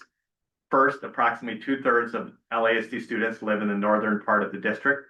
Locating more classroom space in the north would better align school capacity where students live. Given all the construction we're seeing along El Camino Real, this is only going to increase. So we do need more footprint in the north part of the district. Second, placing both BCS campuses near each other would simplify logistics for families with students at multiple sites and help reduce traffic congestion across the district. And finally, San Antonio Road is a 4-lane arterial is designed to handle significantly more traffic than Covington Road, which only has 2 lanes. Lastly, the design should prioritize TK and kinder capacity so more local elementary children can walk to a nearby school. Over time, this will become the neighborhood school, even if it's BCS. The San Antonio campus should include 4 TK classrooms with appropriate access to bathrooms and doesn't need locker rooms for middle schoolers. TK kinder classrooms are not needed at Egan or Block since Santa Rita, Oak, Loyola already serve nearby children. Thank you so much for your time and all of your hard work and your courage in moving forward with a difficult decision. Thank you. Thank you, Sam. Second, does this mean that you want to speak on number 7 also? Yes. Just checking.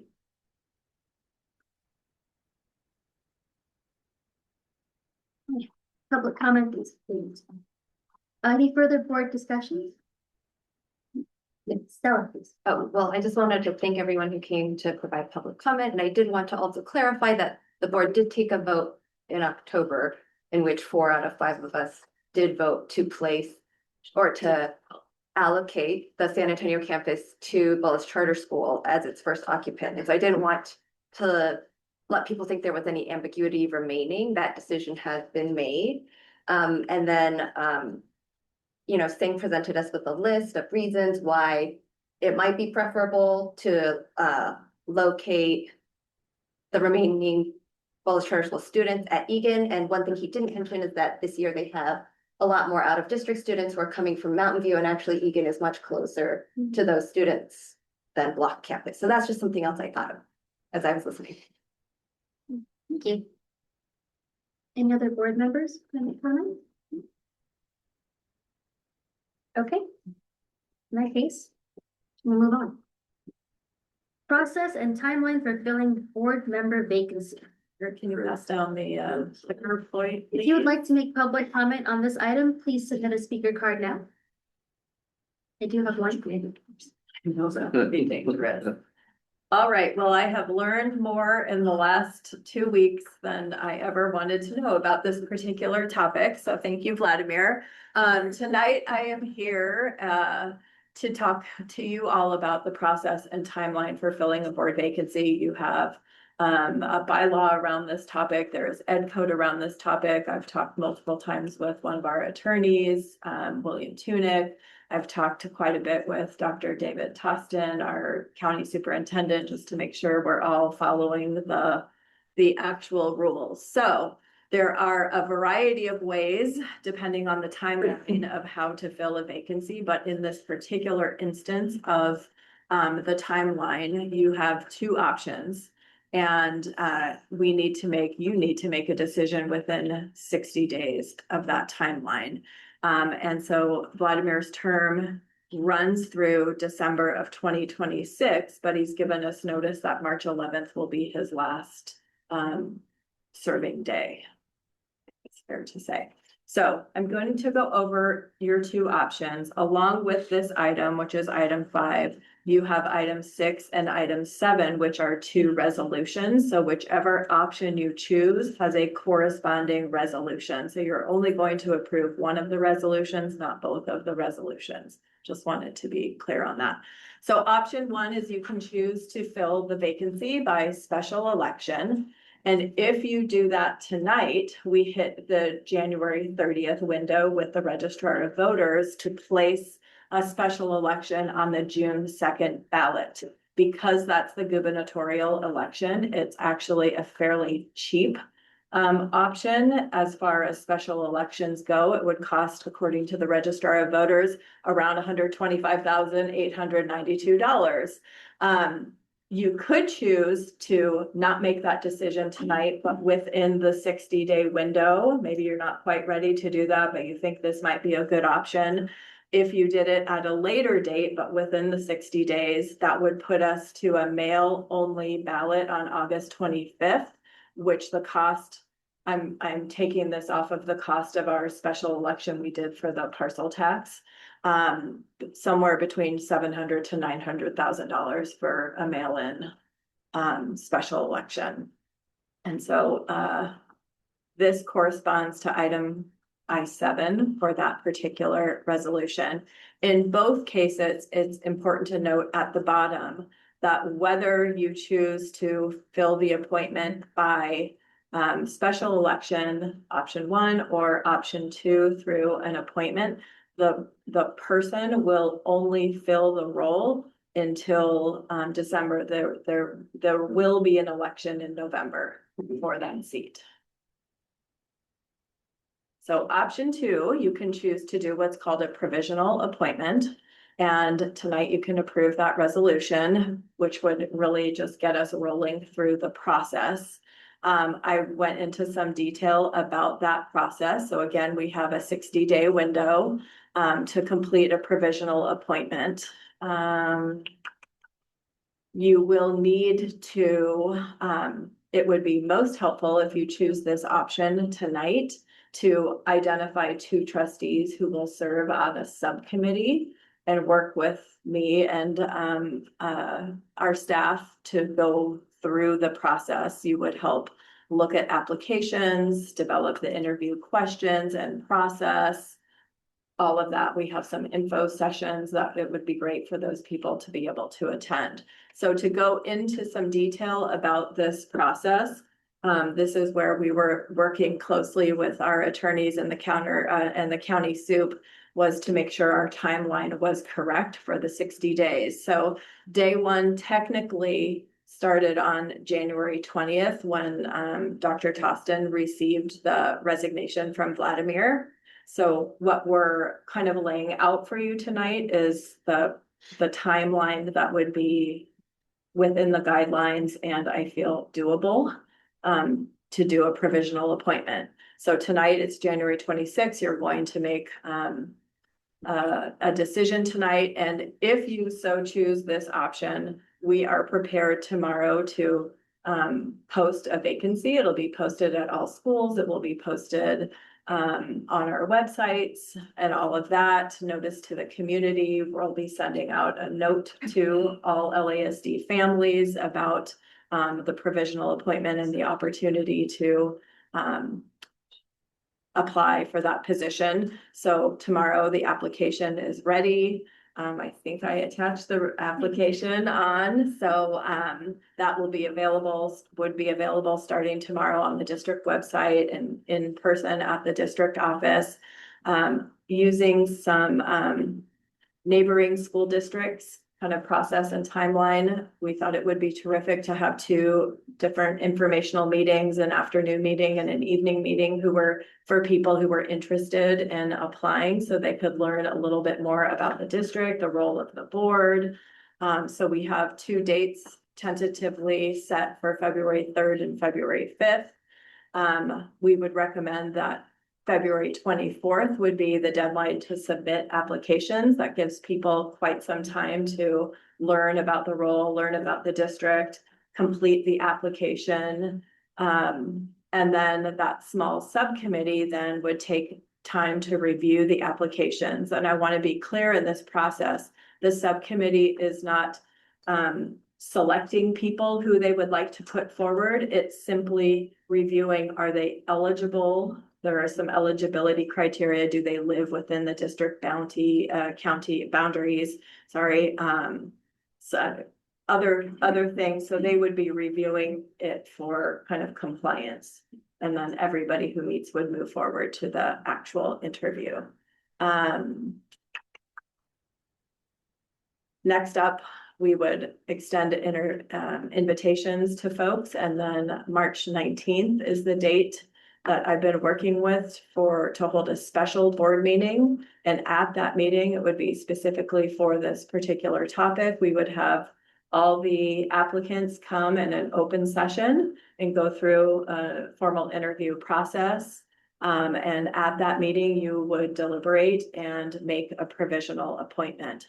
And it's called a provisional appointment because there is a process in which so within 10 days of you guys, if you choose this process to select one for a provisional appointment. We then have to notice the entire community in the newspaper and the media and what have you. And then there is an opportunity for any member of the public to file a petition with the county superintendent to essentially recall that appointment and call for a special election. And that's a whole separate process, but there is a process, so it's provisional until 30 days after that appointment. And then if there's no call for a special election and a recall of the appointed person, then that person becomes complete. Whoop. Okay, I think I did it. Any clarifying questions from the board? Yes, clarifying question. Vladimir had a question. The February 3rd date, Yes. does that conflict with the LATA dinner? I don't know that, so I would hope that there would be just the two subcommittee folks at 5 p.m. Who would be able to attend that, As long at as- least one.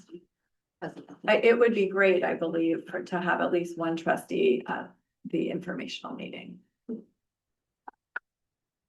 But thank you, Vladimir, I didn't know about that date.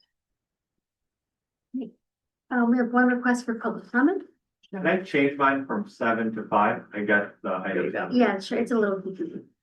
So we'll do Kim Fletcher, Sangeet Paruri, Herb Marshall, and then Pei you, and then, hold on. So back to Jenny Peng. Okay, 3 minutes, everybody. I don't know what the correct answer is. I am just advocating for a process that I am very gratified to see is going to be open and public. For context, I'm a proud LASD alum. I was in Mountain View High School when this all began. My brother was in Block. I still remember being 14 and reading stories about how BCS families, what became BCS families, did not want to have to go to school with families like mine who were struggling to stay here because we were not part of the tech group and everything, but we were proud to be part of this community. And I have come back and lived here. I joined the Charettes. I started coming to school board meetings in 2019 when the whole process began, because I really believe in this direction that we're moving towards and being part of a very strong community who have come out time and time again to say we are all moving the right way. I spend my time on Reddit telling people about the fact that, hey, I know this sounds crazy, come to school board meetings to learn more. There really is a thought process.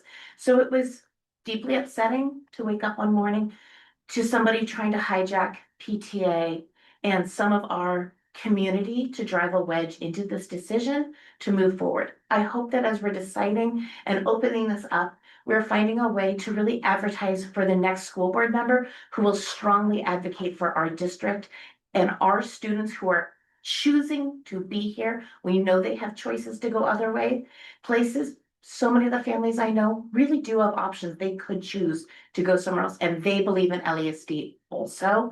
And I hope that as we advertise, we really have the opportunity to speak to people and really help find someone who will stand for all the beliefs that we believe in, which is community and advocating for all of our students. Thank you.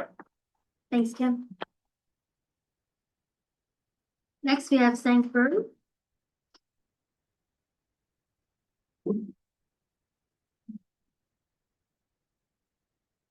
Thanks you for your time, letting me speak. I just wanted to say, Vladimir, thank you for your service all these years. You know, it's a tough job, and I really appreciate all the time that you put into this.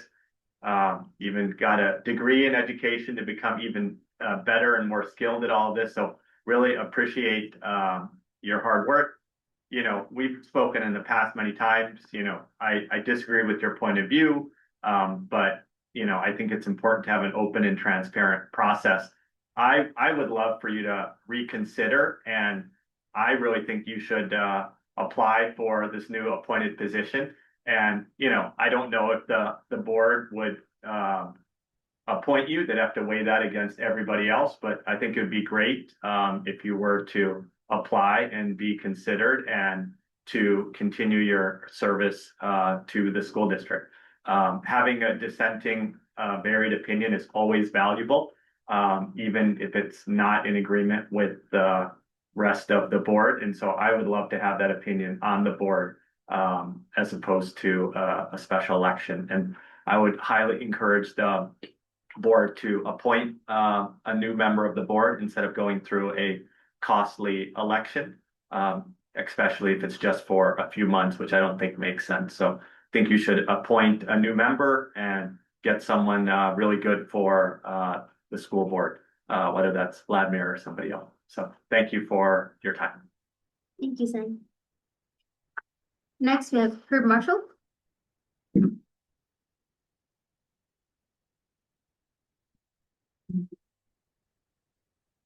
Like Groundhog's Day back here, still Herb, still 3 kids. 11th year LASD parent.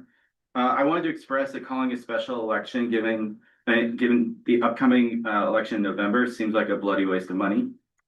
I also wanted to comment on some of the publications in the newspaper where board member Ivanovic considered calling for an election and then running again. I'm having a hard time understanding how that's in the best interest of LASD from a fiscal perspective or any perspective. I've been in dialogue with this board for close to a decade now, and I feel like I have a fairly firm understanding of the options and constraints and complexity of the 10th site. And resigning from the board and then trying to garner support for an opinion which is at odds with the majority of the community and then force a special election, it just appears to me in conflict. So I would encourage this board to appoint a board member, but I'd actually encourage you to consider appointing Vladimir.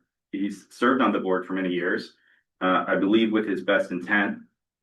While his opinion may not have always been aligned, he was willing to voice that opinion for a discussion. I think that's what boards need. That's what boards want. There'll be an election in November. It seems foolish to waste public funds for a special election for such a short period of time. Thanks. Thank you. Pepe, you?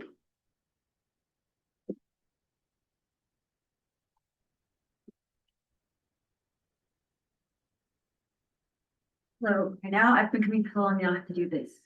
My glasses off. Okay. I'm Pepe and I'm an LASD parent and have been for a long time.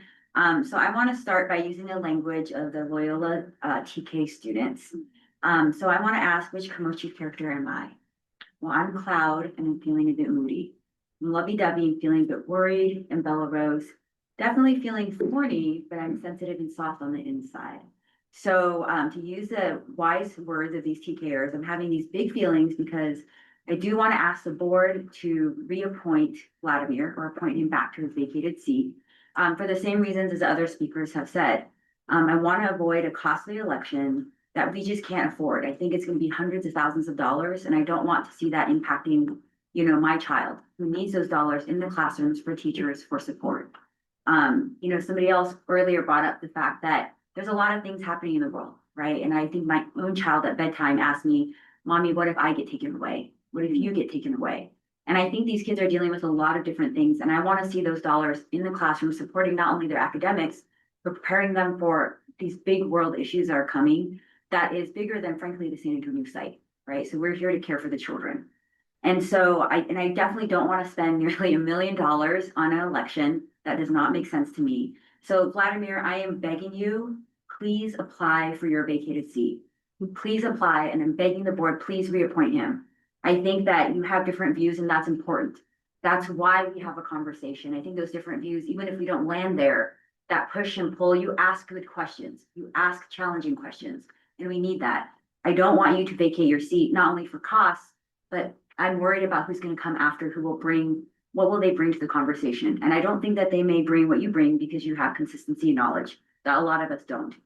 So that's all I'm going to say, but I'll end with, I think what did you say, Eric? Eric was saying the helping words.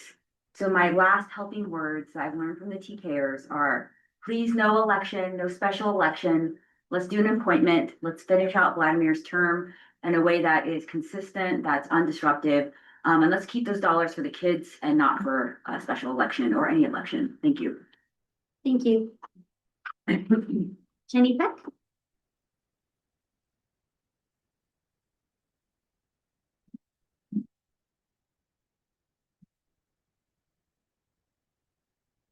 Hi. I wanted to show my support for the appointment for filling the position. This is an easy way to save precious funds for our district. If we are really here to care for students and continue the great work of LASD, let's keep those funds here at LASD instead of paying for paper and time and marketing to get all the word out. That's what we're here for, right? This is what a school district is for. It's for the kids, not for paper, for adults. I also want to continue the seamless work that the board has done and continue this momentum that we have forward in a lot of different items that have finally come through. And the appointment will continue that seamless work forward instead of having to set back and concentrate on other things that could be frivolous and really blockade some of that forward momentum. So like I said, I'm here to show my support for the application. So that we can fill that position as an appointment instead of a special election. Thank you. Thank you. Thanks everyone for your public comments. Would any board members like to provide comment on this agenda item? Can I ask a question? Sorry, of course, go ahead. So I don't think it was a clarifying question, but I do have a question. And I've heard these people come and speak on this. And they did read the Mountain View Voice article, which I thought was very good. But we were to choose to move forward with the appointment process. Would you be willing to apply for your board position? Brian, a long time ago, last meeting, I think, possibly asked me to reconsider. Yes. That's not possible because once a resignation is made, it's irrevocable. But of course, there's still a possibility of reappointment. And at the time I commented that the reason why I decided to resign would not have changed if I were reappointed to that position. Anyway, I don't support the board's action to privilege PCS and put them on the tent site before any LASD facilities are completed. I don't particularly want to cause the district to spend $125,000 or $700,000 to $900,000. But I think that if you look at how much a bad decision on the 10th site would cost the district over the next 30 years, that 125,000 to 790,000 is basically just a rounding error. And so I'm not very sympathetic to any pleas for let's save some money for the children. In this particular instance, I just don't think it's viable. Quite honestly, the only way I would reconsider is, and consider an appointment, is if the board committed to completing renovation and modernization of LASD campuses before giving BCS a brand new campus. And if the board is willing to do that, which you can't do at this meeting, I would be willing to consider being appointed to the board.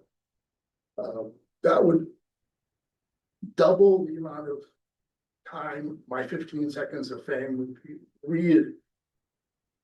re-engaged a second time.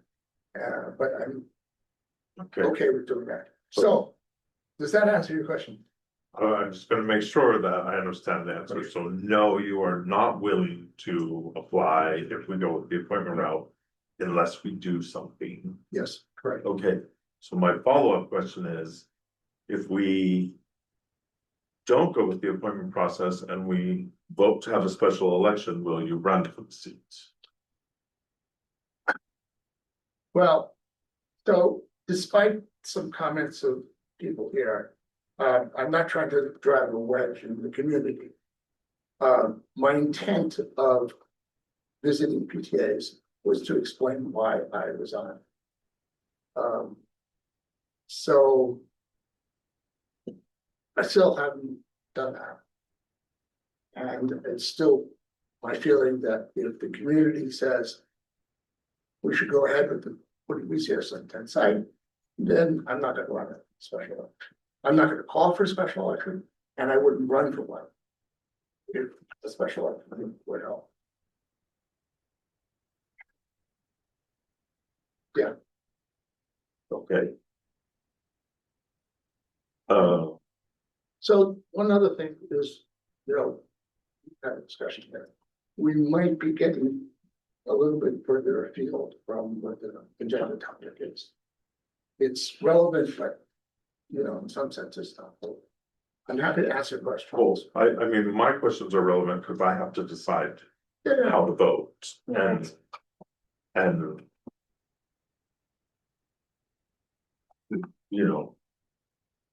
can advise you. That's a very fair point. Yeah. Because I was thinking the same thing, that the topic is, do we choose A or B? But in order to make that decision, I completely respect the fact that. we need Well, more.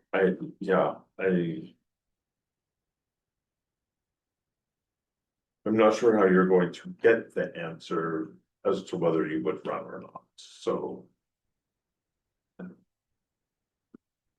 I mean, we heard comment tonight that people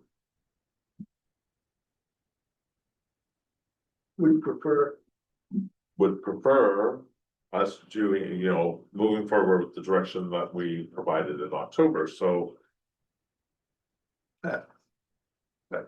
Yeah, I'm just not sure how I don't. And if we're going to have a special election, I would rather do it in June when it costs me a fraction of the money. Yes, I agree. And so just looking for some clarity. But I don't think I can do it. Can I just ask a question? Whatever money we pay for a special election, 100 something or 700, where does that money come from? It comes from the general fund, which is used to pay for staff salaries, Programs for programs. the kids? Yep. So even if it's 100 something $1,000, which is better than 700,000, it's still taking money away that we could have It'd be spent the on cost kids. of a brand new teacher. Thank you for putting that in perspective. So I have a question for my fellow board members. If Vladimir did join the board again, whether through appointment or election, would any of you change your vote? As far as how we intend to use the San Antonio campus? Like a straw poll? Just kind of, Oh, are you actually but- asking us, or is that rhetorical? If I'm allowed to ask, then I'm asking, Yeah, it's like, not a- if it's any a of you straw are poller. planning to change your vote based on that outcome. Like, I mean, I guess my inclination would be, I wouldn't expect anybody to change their vote just because Vladimir rejoined the board. And so, like, let's say he won the election in November, right? So we're taking the appointment and special election out of it, but let's say he ran in November or, was voted in November.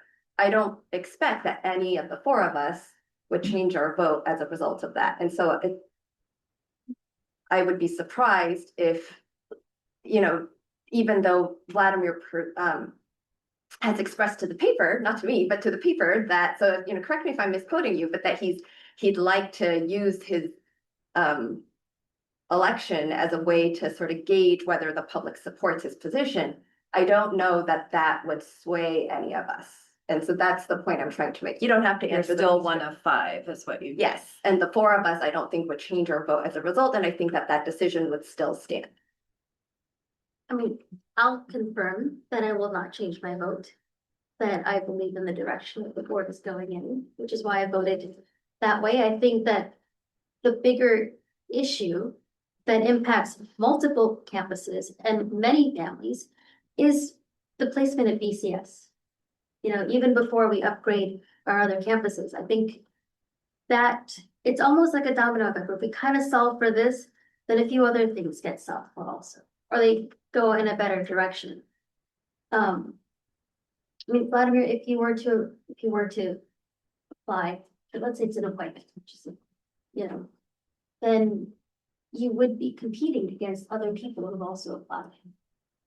Like, we would have to look at all the applications fairly and equally. And of course, you have years of service to the LASD board to put on there. And I will say that, you know, I was kind of disappointed that you chose to resign, because you do offer a lot.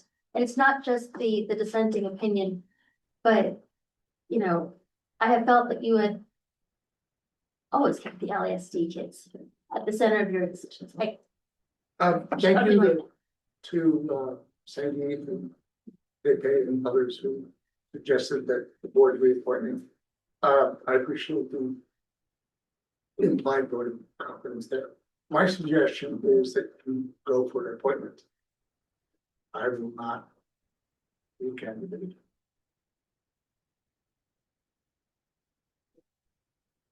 And Vladimir, you can participate in the vote. You're as a running trustee right now. You can choose to abstain, but you could make a motion if you were so inclined, unless there was more discussion. Stella. I also have another comment.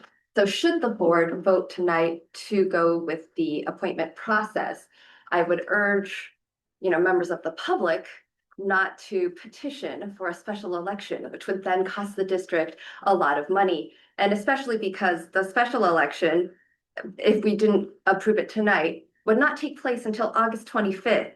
And the regular election is taking place on November 3rd. So it's like a 2 months difference, and you're paying that much money just to put someone in office for 2 months, and they would have to run for re-election immediately after. It just makes no sense whatsoever. So that message is just to any member of the public interested in a special election.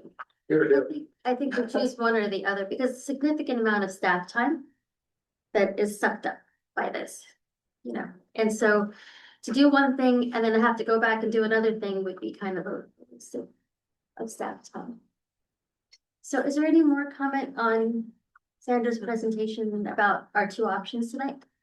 Well, I'll just comment. So those who don't know, I first got on the board because the trustee resigned, but resigned at a time when the election should be rolled into a November election and therefore cost the district as little money as possible. And the board at that time, I was not, of course, not on the board yet, but my understanding is they chose that as opposed to an appointment because of all the things that were going on. They wanted the public a chance to weigh in, and given the timing, it could be part of a regular November election cycle. I think I'm very leery of calling a special election today that would happen in June, because with all the things that are going on in the world, the amount of attention for this election would be very small. And one of the things that we're always concerned about is the possibility of people who don't have the board's best interest at heart showing up, running in elections that go under the radar. And then unfortunately, some of our neighboring districts have had this experience, and then having people cause trouble longer term. So I think given that it's only a few months, would have been appointed for 2 years if I had been appointed at that time. Given that it's only a few months until the next regular election, I think it makes the most sense for us to do an appointment. Hopefully we will still get good candidates and be able to have that discussion open. But I would be in favor of the appointment. Any other comments on this? So the way this is going to go is we'll move on to agenda item 6, which is a resolution establishing the procedure to fill board vacancy by provisional appointment. If there is no motion or the motion fails on item 6, then we'll move on to item 7, which is a resolution to hold a special election. So do you want to introduce 6 or no? Just go straight into a vote? Yeah, well, I think you have to determine if you're going to get a motion. Okay, so do I have a motion for resolution number 25/26-08, establishing procedure to fill board of trustee vacancy by provisional appointment? So moved. Thank you, Vladimir. Second. Thank you, Brian. Is there any public comment specifically on this resolution? Okay, any further comment from the board? Motion to approve resolution number 25/26-08, Establishing procedure to fill Board of Trustee vacancy by provisional appointment was made by Vladimir and seconded by Brian. This will be a roll call vote because it's a resolution. Vladimir? Yes. Jim? Yes. Stella? Yes. Brian? Yes. I too vote yes. Motion passes unanimously. It's very good. Wonderful. I So would love also with some discussion to identify two trustees who might want to serve on this small subcommittee to work with me and to kind of get things lined up. do you want to do that, Lynn? It would be great, Okay. because it's a short timeline. Who, pretty much what you're doing is going through the applications, as I understand it, and vetting that they're complete applications, that people are actually eligible, they actually live in our district, all that. Vladimir, you're It's interested? not within agenda. It's part of the resolution. It names that it has two blanks on the resolution for committee members. Thank you, parliamentarian.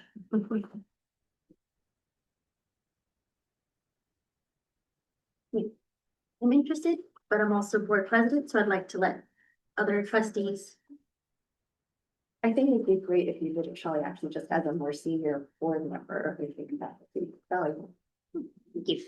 I mean, I'm willing, but I'm having an obligation on February 3rd, so already. So I'm happy to let Stella or Jim do it. Oh, Jim. Is the application already, we're not developing the application. The application is ready, already developed, and this committee would help with Just- interview questions also, but we do have some guidance from CSBA and, you know, we're not starting from scratch. I mean, I'm willing to help with that. But again, sure. Hopefully we don't have to go through this again, so this is your chance to do it. It's good. Stella? I also can't, I'm not available on the third. I mean, we can have two. Then, I guess it's me and, Jim. Great. Okay. Thank you. Moving on, we do no longer need, agenda item number 7. So let's just cross it off. Item number 8, 2026-27 board meeting calendar. Yes, so you have a draft of 26-27 calendar dates.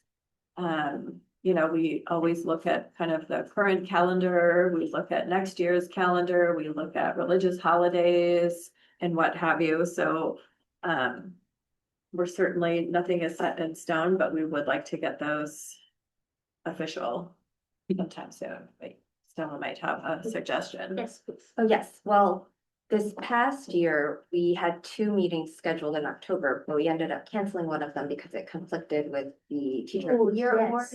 Award. And also, the one that we didn't cancel, wasn't ideal from my perspective because it was right after our staff development weekend. Which for personal reasons, it is a weekend my family and I like to travel. But also it doesn't like fit with our typical schedule. Our stated policy is that we try to have our meetings every first and third Mondays. And those were second and fourth Mondays. So I was wondering if the board would be open to consolidating our 2 October meetings into one on October 19th. Instead of the 2 proposed dates. I don't know that the teacher appreciation dinner has been scheduled yet. So just as a caveat, I have no issue with combining with the 2 October dates.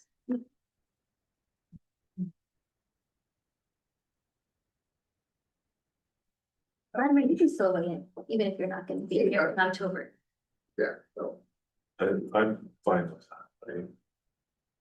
I also think it's true to say the last several years, we've canceled one of the October meetings. Last year, it happened to be because of the teacher celebration, but it's also the first 2 months are so busy, and then there's kind of a lull in October, and then it ramps up again. So I like the idea of having just one.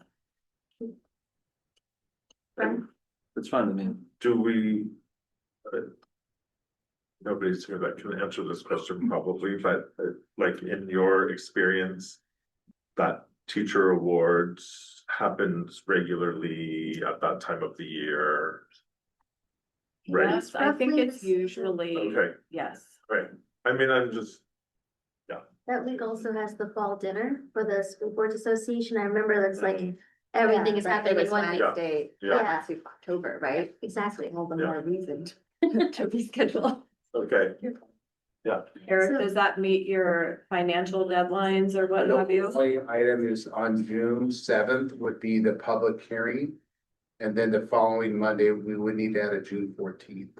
I was wondering about that too. I Okay. noticed it was the first year we only had the one June, but it's cause like, That's the only thing I can think of, because I don't, it would be very difficult to do the budget before, because the following previous Monday is Memorial Day weekend. Yeah. the So that calendar is 27. strange this year. In 27, yeah. Okay, all right. That'd be pretty tough on staff to get the budget done by, it'd have to be done the week before, 20th or yeah. whatever. well, so we Do they have to be a week apart? Is that a thing with the LCAP I and budget? don't know if they have to be a week apart, but you have to have two separate meetings, one for the public hearing, and then the adoption has to happen at the next meeting. And they have to be regular meetings, right? Yeah. Do it, do those at regular meetings, Yeah. not special. We could check on the, we could check on the timing. Yeah, and the that's dates. why I had it. I'm not sure That's why we how have that. far it can be. Yeah. There's a public noticing requirement, so that's Right. also In my required. mind, I feel like there's a 7-day thing. Yeah, I feel like. Yeah. I've heard that. I do Yeah. know we have to do the county know by May 1st, and then they do the public notice Right. for us. Okay, 7 and 14. That's late. Sorry, is that a change that we're adding in? Yes, so I think we're proposing to strike both Octobers and insert October 19th. Right, not that, And then add a June 14. okay. Would it make sense to So bring it then the back? motion would be, Is there a time constraint for this?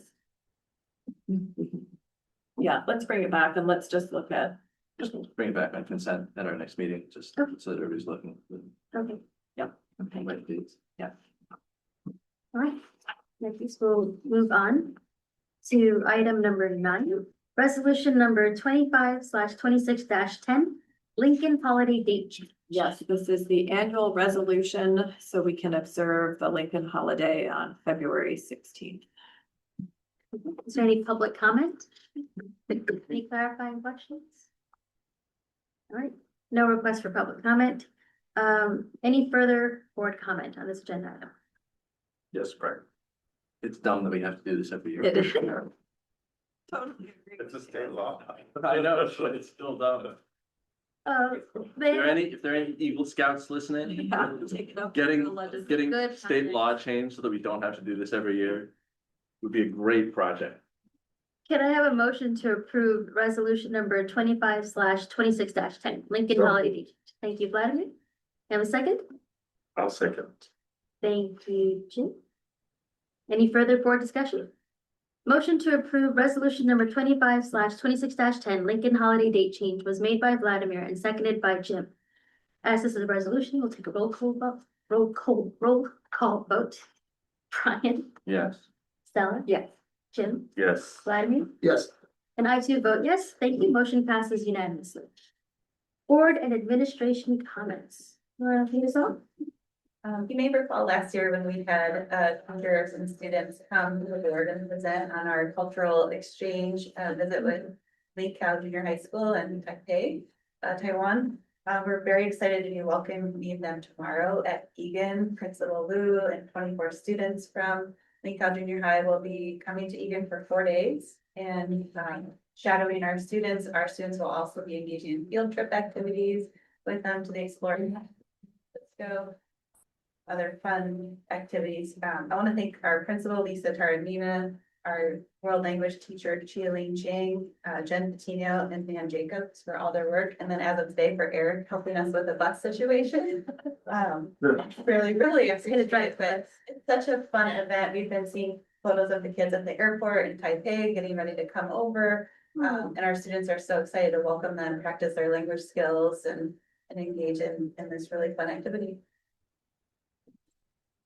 I want to thank Caroline Chan. One of my favorite hats is my little living classroom hat, so I wear it when I bounce around the district. I also want to recognize Barry Smith. He's been I call him our housing advocate.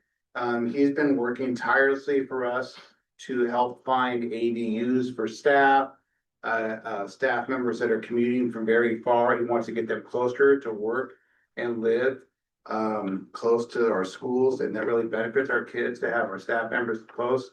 He's been our kind of our ombudsman for the 231 grant project. We have 4 of the 24 units rented to our staff, which we'd like to have more, but we know there's still more work to do. He's been really advocating for his staff. Is really if there's something dealing with the parking or something dealing with any of our housing for our staff. I also connected him with Krista Cranes Wu, who's really very involved in our community. I'm on Rotary with her, and she's with the Los Altos Mountain View Community Foundation, and they're really looking for that workforce housing for people that live and work in Los Altos in the Mountain View community. 30% of our families live in Mountain View, so it's very important to have this. It is really the Los Altos Mountain View community together, and so I just connected Barry with Krista. We're going to try to have a meeting. And we want to keep that good momentum that we have with teacher housing, keep that going. Barry is very passionate about it. He works so hard for our district and for our teachers and for our classified staff.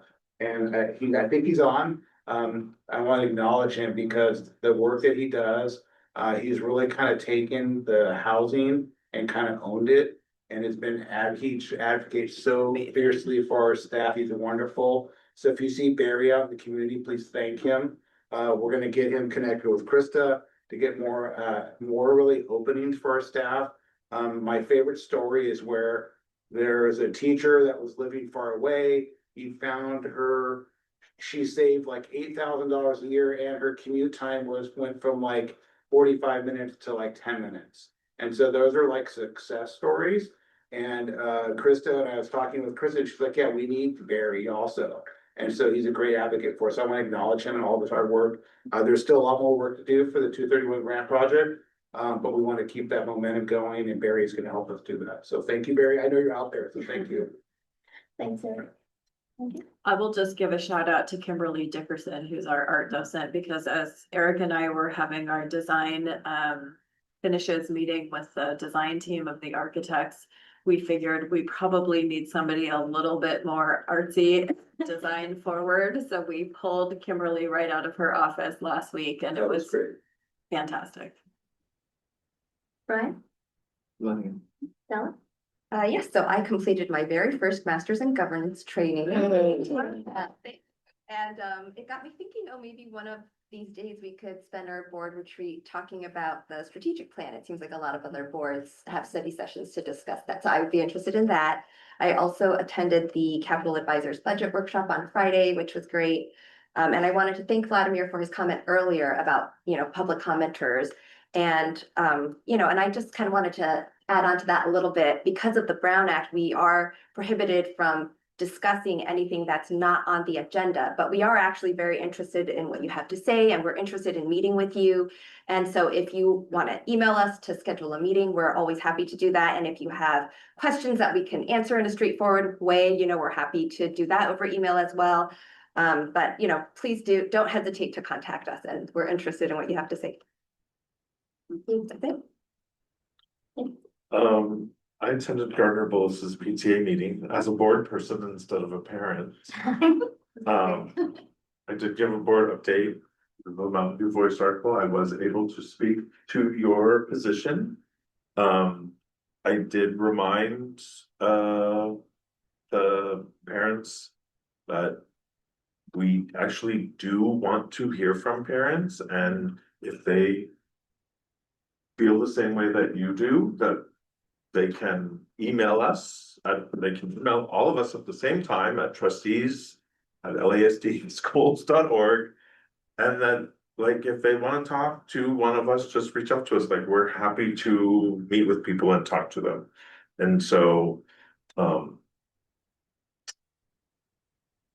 yeah. Thank you for doing that. So I think I'm just reiterating what you and Stella said, but it is important. Yeah. Because we talk about it regularly that we don't get a lot of community feedback all the time.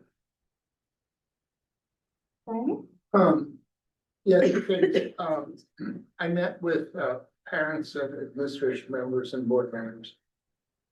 Some of them, about, Santa Rita, and I think that, Sandra has set up, some communities, we already met with some parents and set up a community meeting.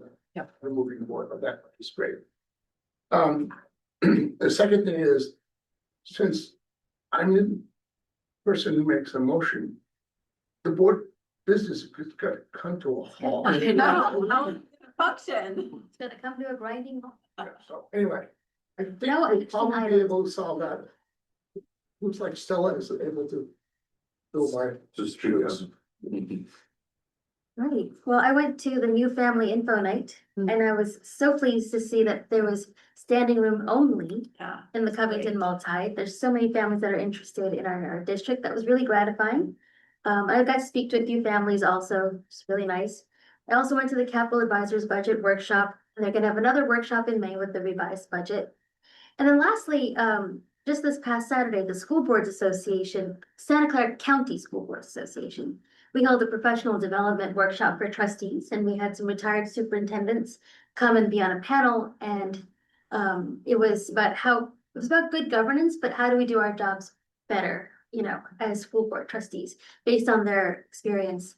We got about 50 people showed up on a Saturday morning. Yeah, I'm very, very happy about that. All right, and that's about it. Thank you. We're adjourned.